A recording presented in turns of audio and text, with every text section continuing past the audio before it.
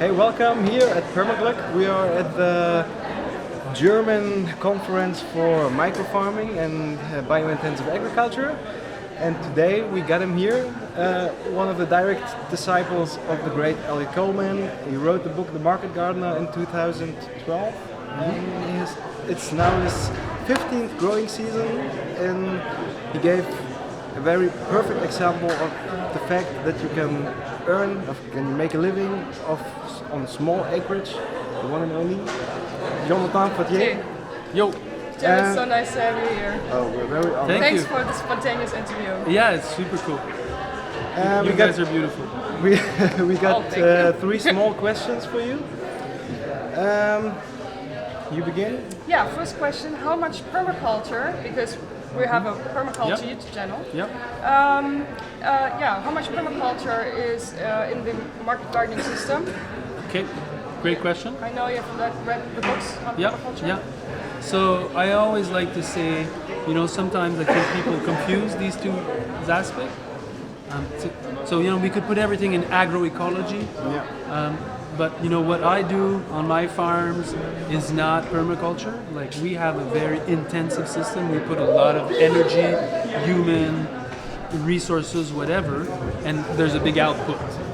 So it's not a self-sustaining project where you design it and then it runs on its own. Yeah. So it's a very intensive. So that's it. We call it a market garden, but all that we've done with regards to designing the feature, the landscape, the architecture of the garden is very much inspired by all that I've read in permaculture. And permaculture for me was really what got me going on with design and system designs and understanding zonings. And so my farms are designed in permaculture, but inside of that there's blocks of highly productive gardens that are farmed more, I would say, in agroecology. So I don't know if that. Are you still busy trying to improve towards more permaculture, a more closed-loop system, or is that not really possible with the system that you've designed? Yeah, I think so. Again, that question is, the more I develop farms, so I've started now 4 farms, like the better the envelope, the better the ambience, the better the ecosystem is. And we're trying to create systems where insects can't really be a problem because it's so filled with the diversity and all of that. But in all of this, the market garden stays a very typical energy in, energy out, a lot of focus on what we do. So it's kind of a mixture of both. Yeah, and I'm not sure that we can get levels of productivity that we get in self-sustaining systems. Like, I don't see that as.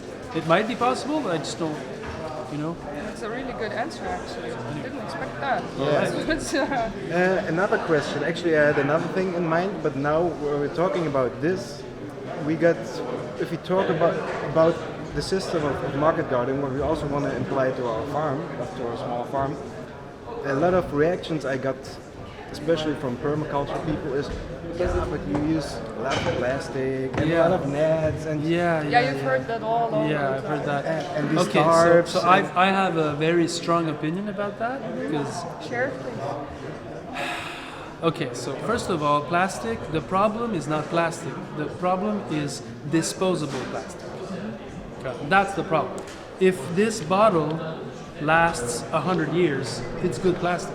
If I throw it away, it's a big problem. So we should, understand that there's a difference there. And if you're using on your farm products that will last for many, many, many years made out of plastic, it's good. If you're using plastic mulch that goes in the garbage every time you use them, that's a problem. Yeah. If you're using a greenhouse made out of plastic to create healthy, sustainable food systems in areas where it's cold, that's a great use of plastic. If you are using plastic in areas where it's just trashy, so for me, that makes a difference.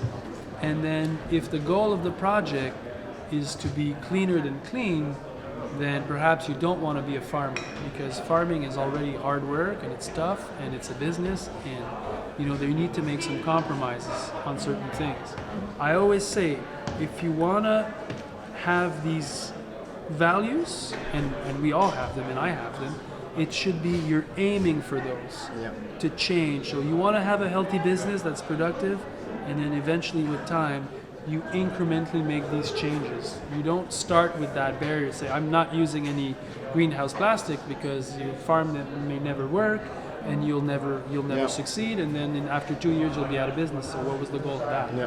Or you start by saying, okay, I'm using pelleted chicken manure that comes from industrial farms, I'm getting my crops going, my business is starting, and you know what, eventually I'll find a substitute for that, and I'll find a substitute for this, and a substitute for that.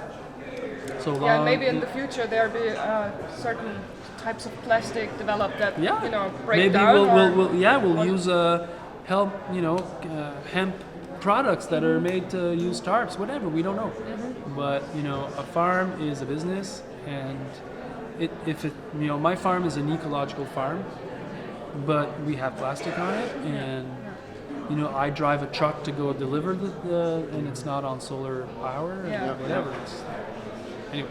Okay, and finally one last question. Yeah. Do you think the whole bio-intensive farming could be kind of a revolution for the agriculture that we have now? I hope so. Is it the future? I hope so. I think, what my view of this is that we need to replace mass production with production by the mass. And so we need to have hundreds of thousands of these small farms that are occupying the territory, creating spaces in community for kids to go to schools in those rural communities, and just feeding people healthy food. And that's how it was before. It's just the last 60, 70 years that we've gone kind of crazy mad. And other places in the world, that's how people are fed, by small farms. And so for me, I see this as there's a bright future in that. And I don't think that there's a bright future in living in the city, because as we go into the digital revolution, like anybody driving a truck, a taxi, waiting, everything's going to be replaced by. So what are people going to do? So why don't just start farms? Yeah, that's anyway, a good we one. need to have people migrating out of cities back to the country. Back But to the that's country. it's because I'm getting to be an older farmer, perhaps. I think that. My permaculture docent always teacher says, make customers into not make consumers into prosumers.